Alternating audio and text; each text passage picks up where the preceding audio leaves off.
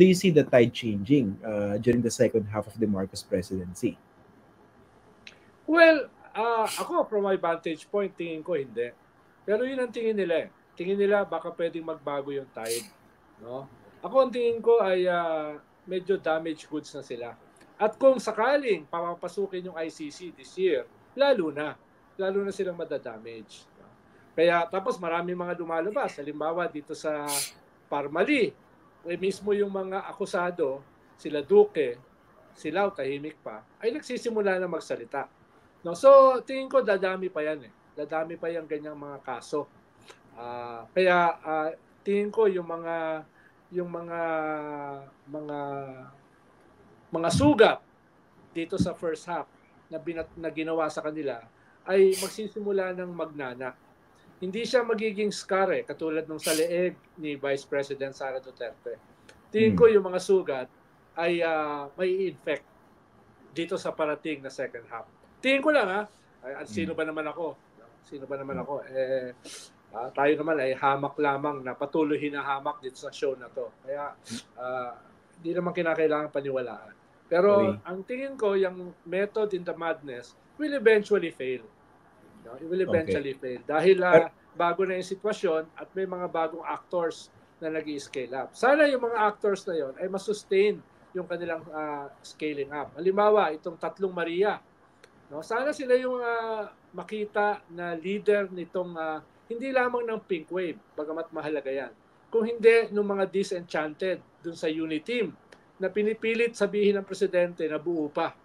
No? So, sana after consolidating the pink wave, na tingin ko dormant at naghihintay ng leader, sana itong Tatlong Maria na hindi kandidato sa midterm, no? Si Risa, si Lenny, at saka si Laila, ay maglunsad ng nationwide listening at saka Thanksgiving tour na doon nila i-create yung brand nila, the real opposition, na may prinsipyo, may vision, at saka may platform. At doon nila hahatakin yung kanilang mga kandidato. Dahil ang ganda kasi ng image ng Tatlong Maria, disinterested parties, hindi kandidato, no? Disavowal of power, pero merong naghihintay na dormant base na hindi insignificant. Yung pink wave nung last election. No? Yun yung pwede nilang gawin. No? Tinanong so, ko yung kahapon. Hindi sila mag-scale up. O, nakita ko yun, ha? Ay, sorry, napindot ko. Hindi kasi nasadya. Tinanong ko yung kahapon kay former Senator De Lima, yung suggestion nyo. Sabi niya, that's a good suggestion. No? Hindi ko alam kung seryoso. Pero nagkausap na ba kayo about it? Yes, nagkausap kami nung siya ay nakwan. Na ano sabi niya? Pawalang sala. Tinawagan ko siya. Sabi ko, Laila, gamitin mo na yan as a Thanksgiving National Tour and Listening Tour. Kayong Tatlong Maria. Pwede ko ba sabihin kung anong tawag ko sa Tatlong Maria? Ano? Tatlong Maria, i-Englishin ko na lang.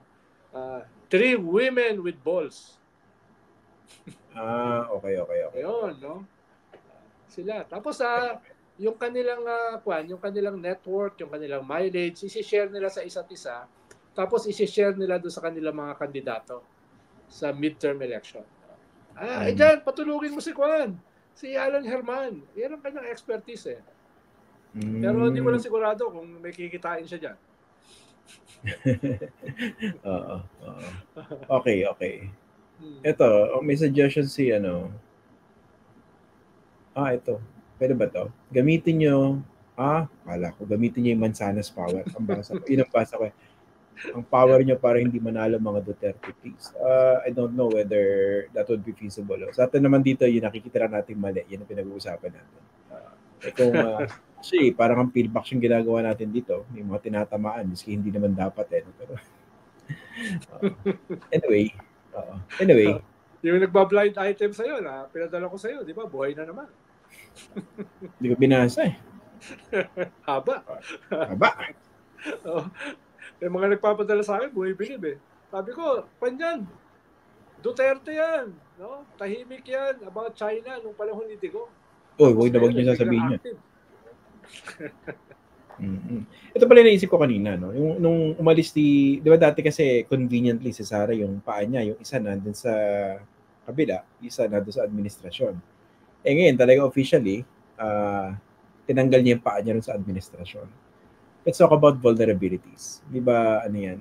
That would render her more vulnerable dito sa kanyang decision. Tama. Dahil yung mga dating pumipreno, nabanatan siya.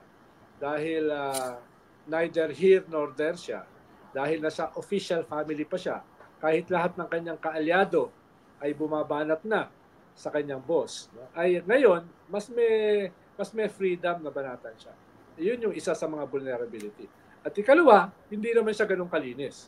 Ibig sabihin, may mga vulnerability yan. Sabi ko nga kanina, may mga sugat na pwedeng palakihin laban sa kanya. Kaya yun din ang dahilan kung bakit she went on the offensive. No? Do Ter 3. No? Do Ter 3 yung kanyang sinabi. So, medyo nalihis ng kaunti o pansamantala dun sa posibleng mga banat sa kanya. Diba? Napunta ngayon dun sa kanyang proposal. Okay. No? Nakadagdag pa yung gurgur, yung paglaslas ng leeg. Diba? So titignan, inuulit ko, may method yung madness.